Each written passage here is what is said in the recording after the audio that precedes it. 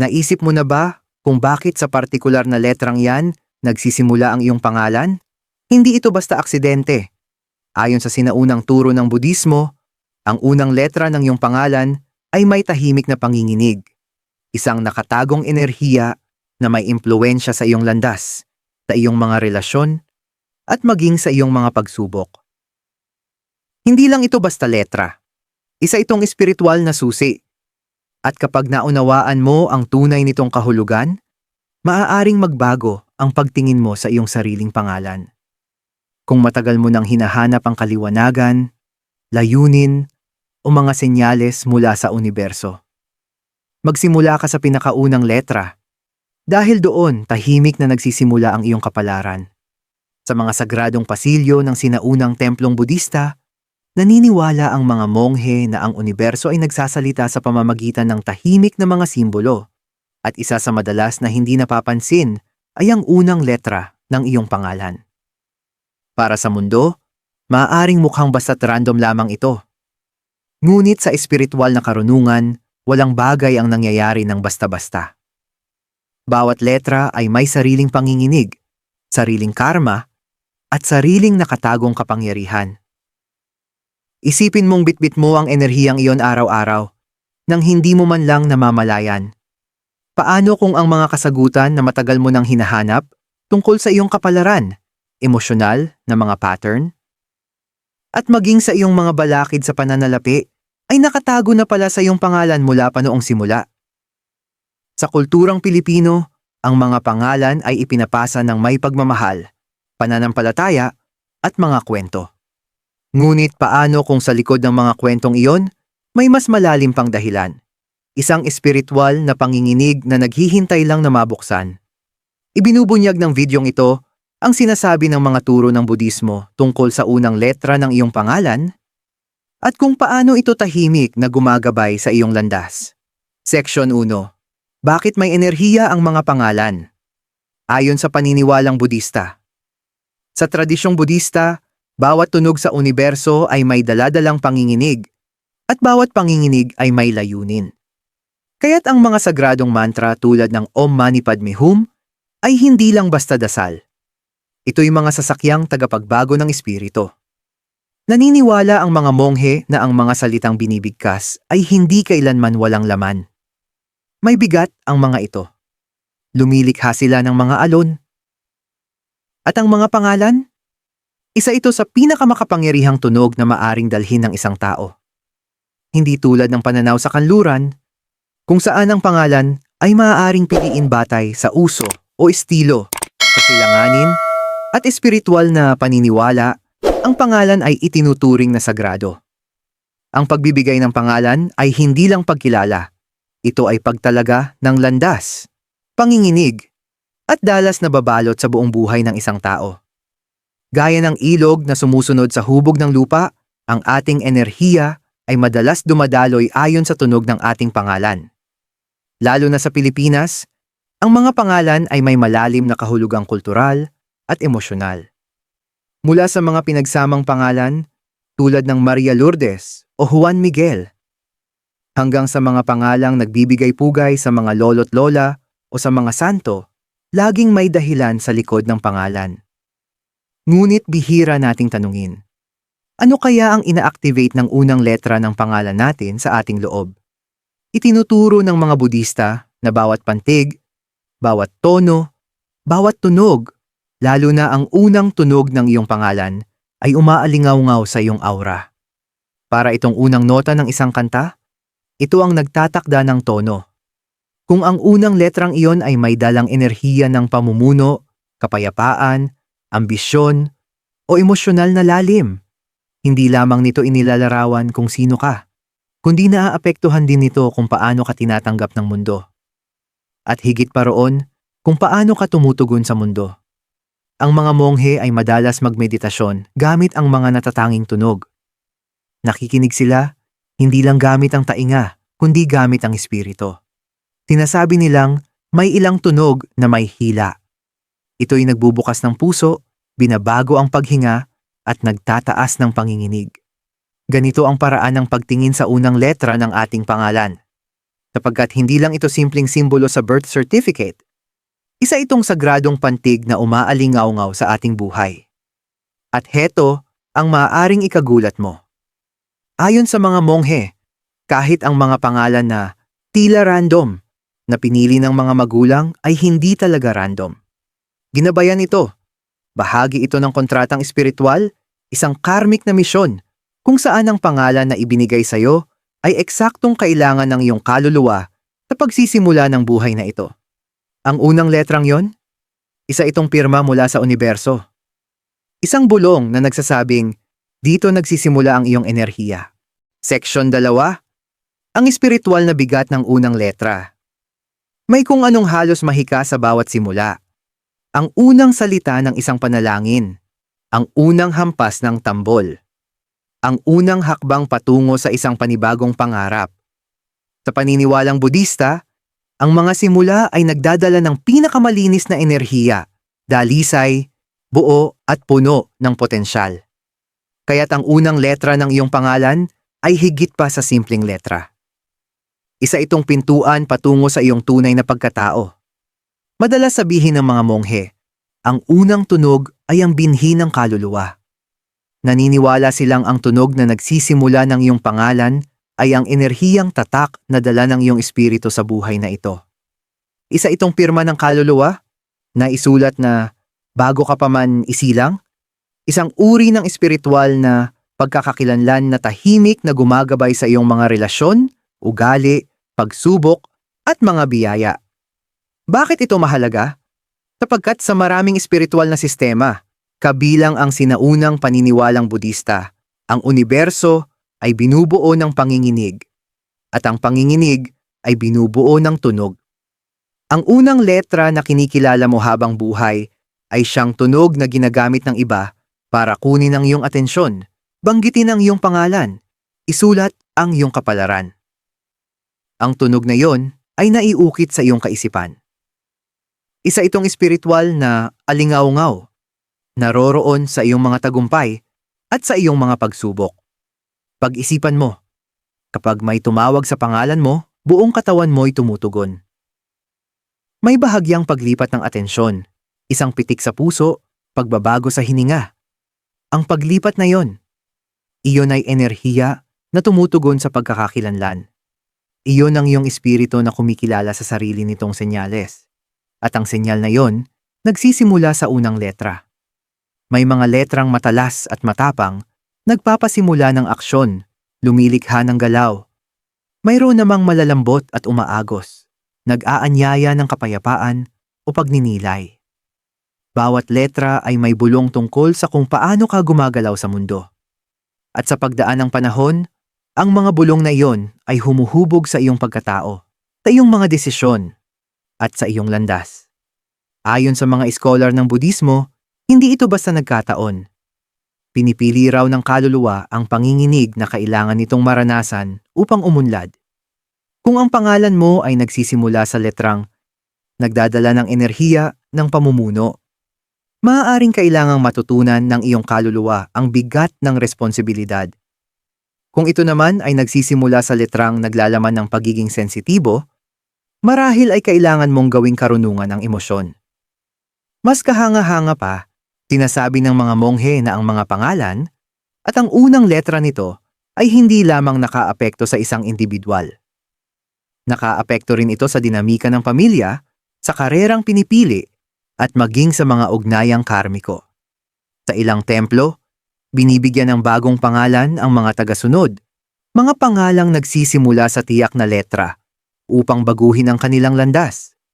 Hindi ito simpleng pagpapalit ng pangalan. Ito'y espiritual na pag-aangkop ng enerhiya.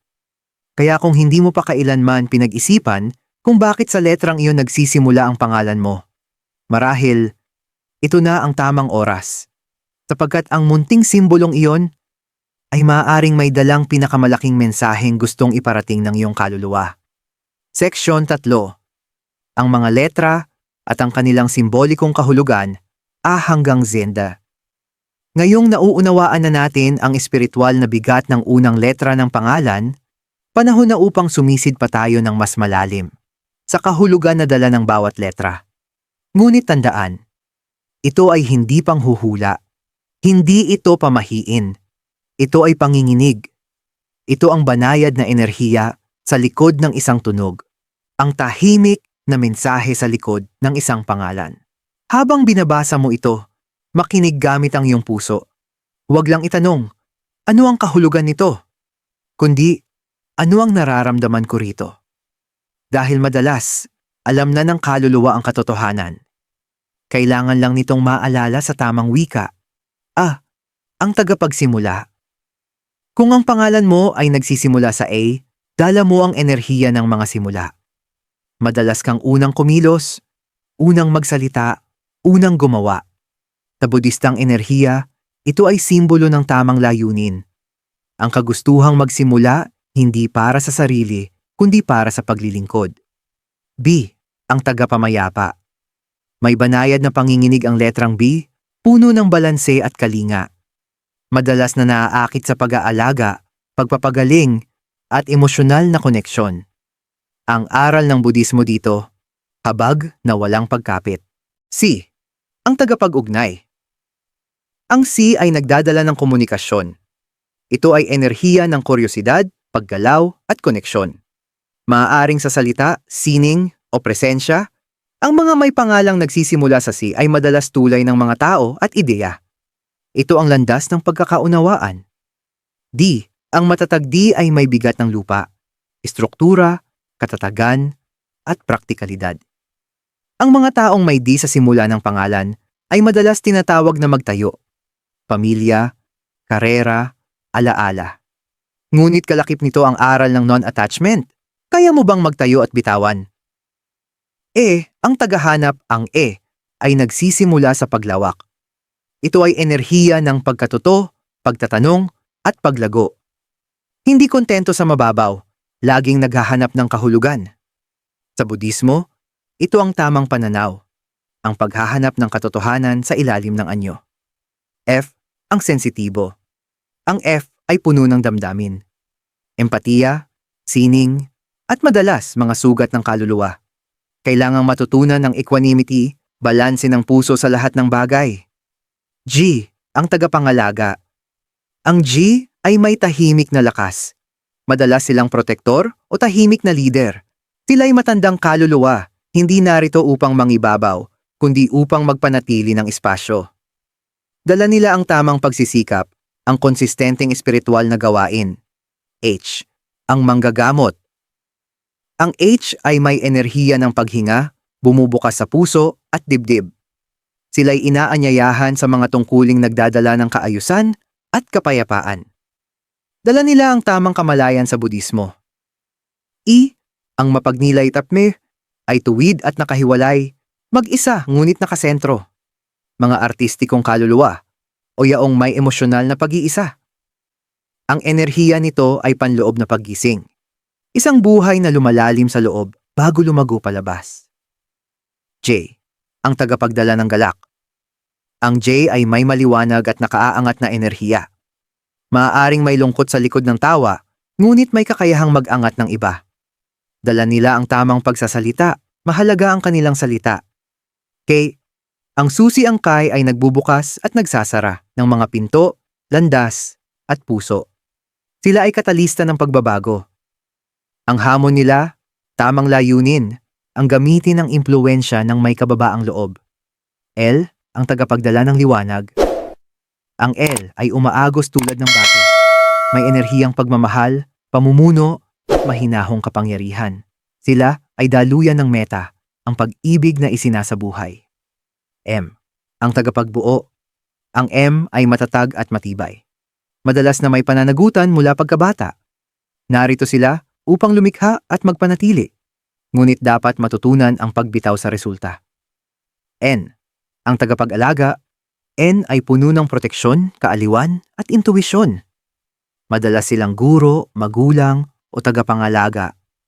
Ngunit kailangan din nilang matutong tumanggap ang aral ng balanse sa pagbibigay at pagtanggap. O, ang tagamasid O ay bilog, buo, simbolo ng pagkakaisa at kawalang hanggan. Sila'y nakakakita ng malalim, nakakaramdam ng mga katotohanang di napapansin ng iba. Ang kanilang landas ay tamang konsentrasyon, ang pagtingin na walang paghatol. P. Ang tagapagbukas ng daan. Ang pupapino ay nagsisimula sa malambot na hininga, parang panalangin. Madalas silang mga tagapagpasimula ng pagbabago. Maaring hindi nauunawaan ng karamihan, ngunit kailangang panindigan ang tamang hangarin. Q. Ang tagausi sa bihira ngunit makapangyarihan. Ang Q ay sumasagisag sa malalim na pagtatanong. Maaaring dala nila ang bigat ng karmang tanong mula sa nakaraan. Ang kanilang landas ay malalim na pag-unawa. R. Ang mandirigma. Ang R ay umuugong gaya ng kulog. Dala nito ang katapangan at kakayahang bumangon. Sila ay palaban, paulit-ulit na bumabangon. Sa Budismo, kailangan nilang pag-aralan ang pagtitiyaga at pagkamatiyaga. S. Ang tahimik na lakas. S ay parang ahas. Dumadaloy, misteryoso. Dala nito ang espiritual na regalo, intuition, at kakayahang magpagaling. Ngunit kalakip nito ang malalim na damdamin at ang aral ng kalinawan at detachment. T. Ang guro T ay tuwid, disiplinado, nakatuon. Madalas silang naakit sa lohika, sistema, o espiritual na pagtuturo. Ang kanilang hamon, pamunuan ng walang ego. U. Ang di nakikitang lakas U ay tila banayad, ngunit matatag. Sila ay kadalasang nagtatrabaho sa likod ng eksena. Ang kanilang landas ay kababaang loob, serbisyo, at tahimik na paglago. V. Ang mapangarapin saro, Wisdom ay may panginginig ng ambisyon at pananaw. Malalim ang kanilang intuisyon at matatag ang loob. Kailangan nilang matutong, huwag masunog sa paghabol ng bukas. W. Ang tagahabi W ay naguugnay ng tao, ideya, panahon. Sila'y tulay ng henerasyon, kultura, o pamilya. Dala nila ang aral ng interbeing na lahat ng bagay ay magkakaugnay. X. Ang misteryo bihira at matindi, ang X ay may panginginig ng pagbabago. Sila'y mga buhay na kabalintunaan. Ang kanilang landas ay pagtawid sa anyo, ang mabuhay ng lampas sa mga label. A. Ang umaasam yumamwano ay nakausli, laging umaabot. May dalang pananabik para sa pag-ibig, layunin o tahanan.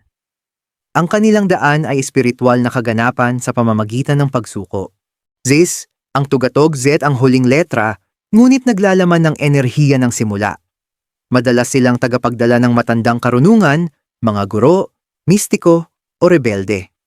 Ang kanilang aral, pagtatapos na walang ego.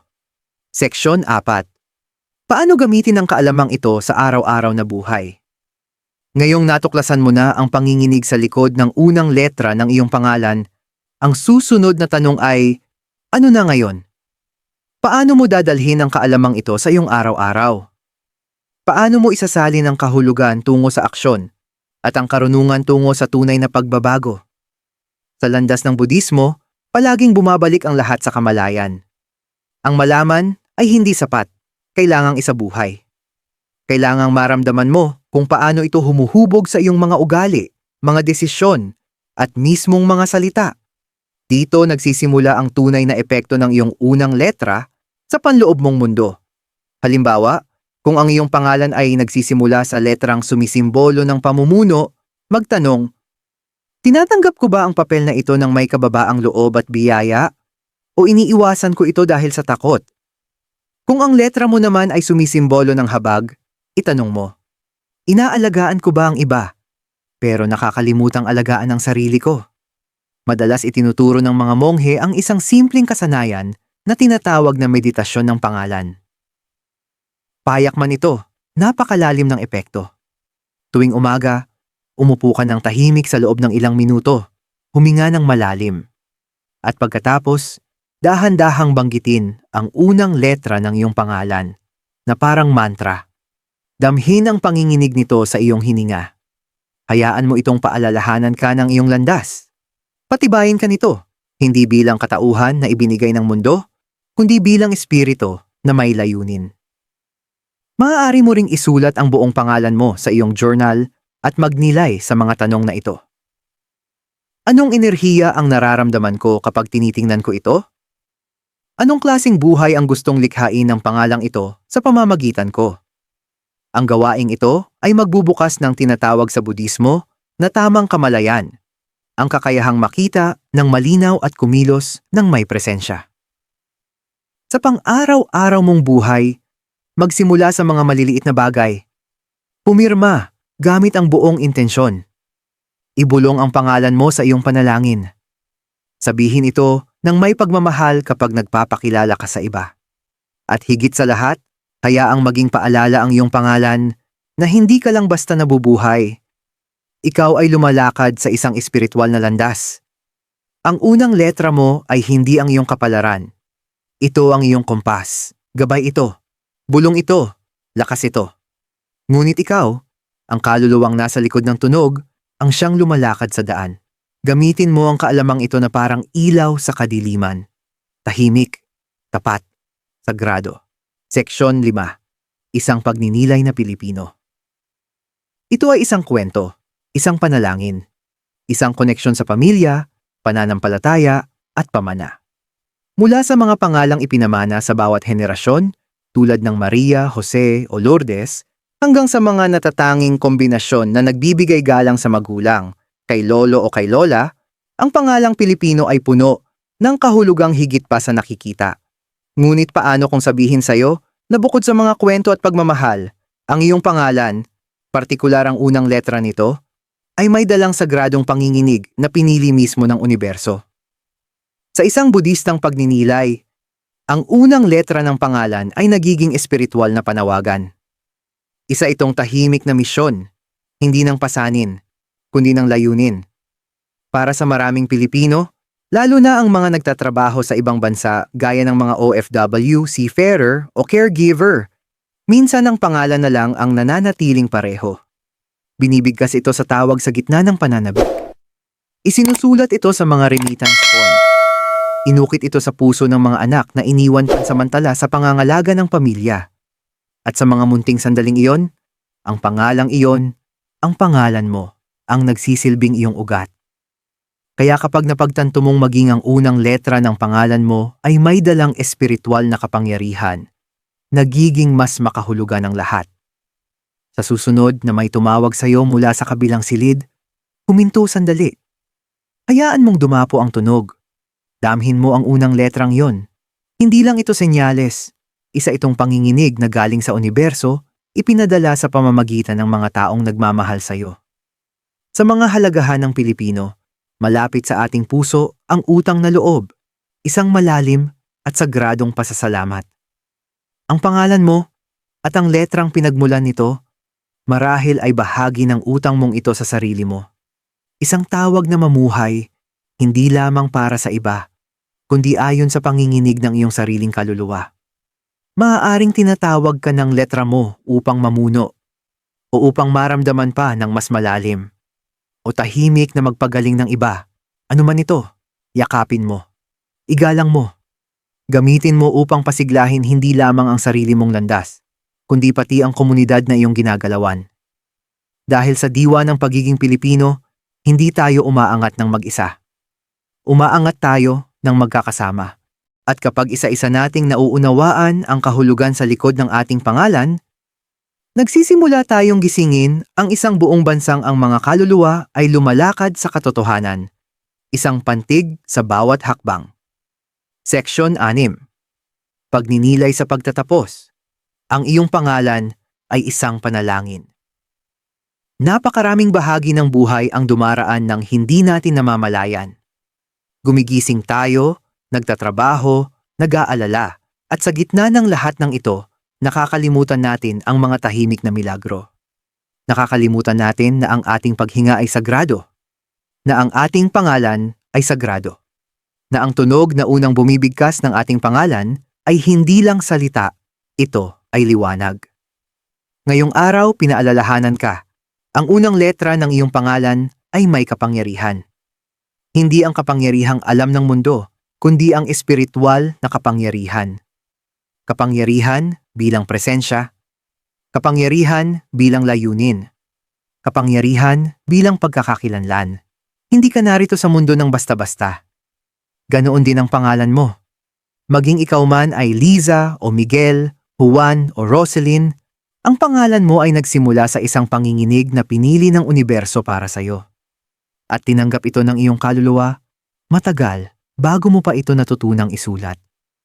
Kaya dalhin mo ito ng may dangal. Hayaan mong maging araw-araw na mantra mo ang iyong pangalan. Hayaan mong ang unang letra nito ang gumabay sa'yo tuwing ikaw ay naliligaw. Hayaan mong ipaalala nito, ikaw ay enerhiya. Ikaw ay layunin. Ikaw ay sagrado. At kapag tinawag ka ng ibang tao sa iyong pangalan, alalahanin mo ito. Hindi lang nila tinatawag ang tao. Tinatawag nila ang espiritu. At ang espiritu, lagit-laging naaalaala kung sino siya.